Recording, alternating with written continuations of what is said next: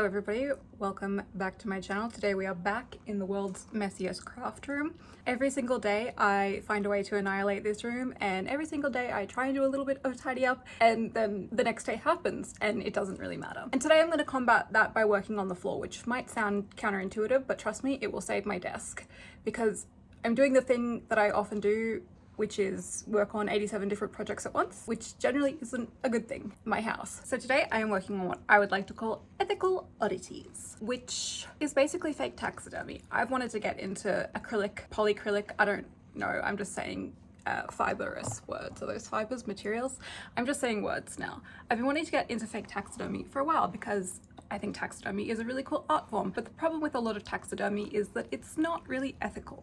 Now, I have accidentally, or not accidentally, ill-informedly, poorly educatedly, participated in the unethical taxidermy trade, in that I have purchased some butterflies a couple of years ago for pinning purposes, for pinning and framing, because I really love butterflies. I think they're really pretty and I wanted some in my house. I stupidly assumed that all butterflies would probably be ethically collected, that people would just go and find dead ones. I don't know. It seemed plausible in my mind. I didn't really think about it. Then after following a bunch of entomologists online, conservationists and scientists, I became much more educated in the unethical taxidermy trade, which you often find on sites like Etsy. You have no real way of confirming if the specimens were collected ethically, and unfortunately my belief is that I probably participated in collecting unethical specimens. Fortunately, there are ways that you can collect ethical specimens. However, I have decided to forego that trade entirely because of the fact that I really want to be able to craft my own. But today the plan is to set up shop on the floor and create some vampire bats, some teeny tiny vampire bats for my cabinet of curiosities and my general creepy decor, and hopefully it will turn out cool. Like all sculptures, this one also had to begin with a wire and foil armature, although I did need to consult my box of eyeballs to ensure I had the correct ones to continue. With the eyeballs confirmed, I began looking up reference photos of tiny bats that I thought were adorable, and I started trying to work out their features. Using a bunch of different reference photos that I found online, I did my best to break down the shape of each feature and then create it in clay. Then I blended these and I attempted to add realism through these steel clay ball tip tools. These are fantastic for smoothing, joining and adding detail. When I was happy with the rough shape, I used mineral turpentine to smooth the clay over. A lot of people use various oils or rubbing alcohol, and I've used these in the past, but I keep coming back to mineral turps.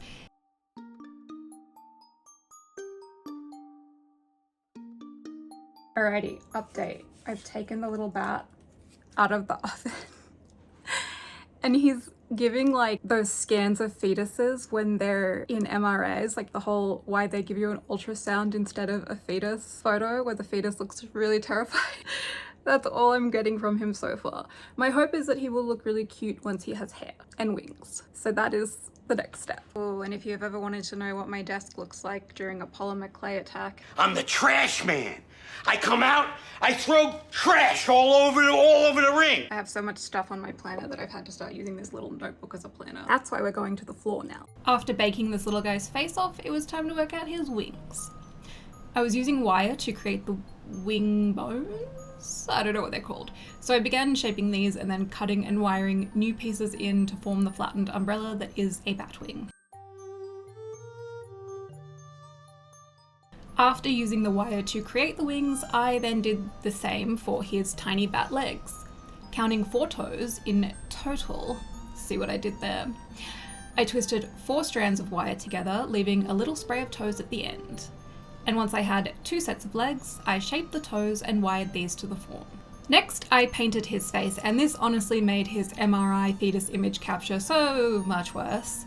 He is the stuff of nightmares, and I now see this face in the shadows of the closed chair in my bedroom. But I persevered, painting his tiny nose pink and then melting down and using polymorph plastic to coat his wings and toes. If I did this again, I think I would just make the wings first and sew them together using some kind of felt or pleather fabric, rather than the method that I am about to describe, because it seems less messy, more posable, and probably more cute in the end.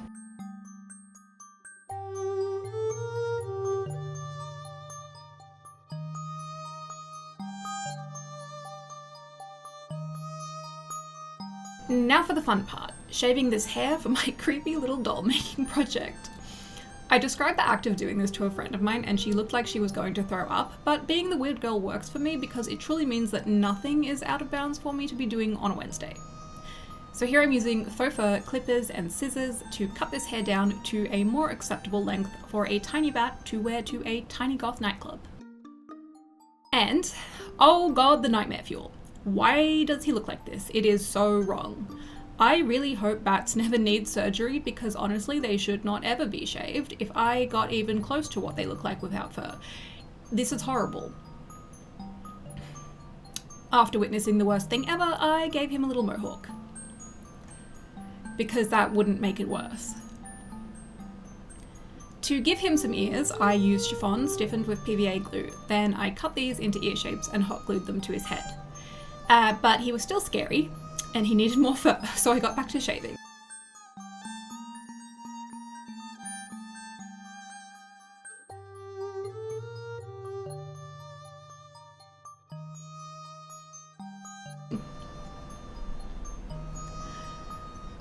I hot glued the new fur around his stomach area, and now his get ready with me ghouls night out clean girl vampire aesthetic was nearly finished. He's a TikTok star. I then stippled way too much PVA glue across his face and I began using the offcuts from the shaving to adhere fur to his face. I was trying to use the static grass applicator thingy, but I think my glue was too wet, so it didn't work very well. But I did eventually figure out how to get the hair to lay in a fur-like pattern, which mostly involved tweezers and eyebrow razors.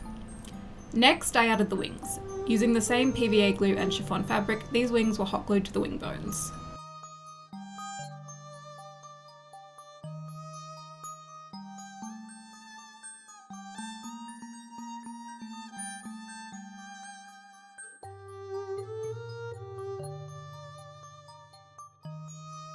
Explain to me why he now looks like a mogwai from Gremlins. I painted his wings with layers of acrylic paint and PVA glue to give them a leathery finish, and then I continued layering this with alcohol paints in shades of red and blue to give the effect of veins under the skin.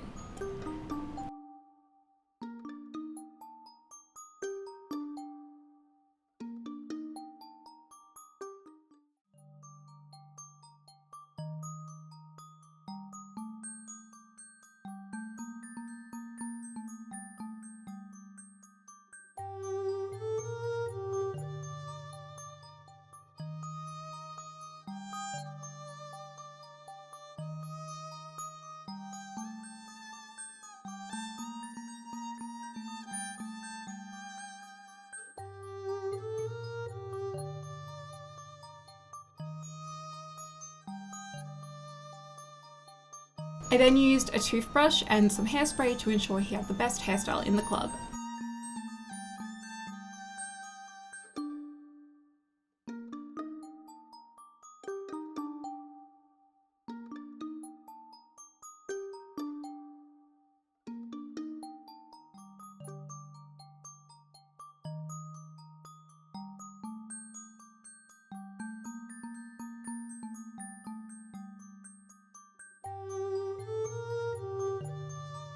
To make a little stand for him, I found this cool branch in my yard. I sawed it down to the appropriate length and then I screwed it to a tiny plinth and wired the bat into his natural habitat of a display stand that will live in my cabinet of curiosities.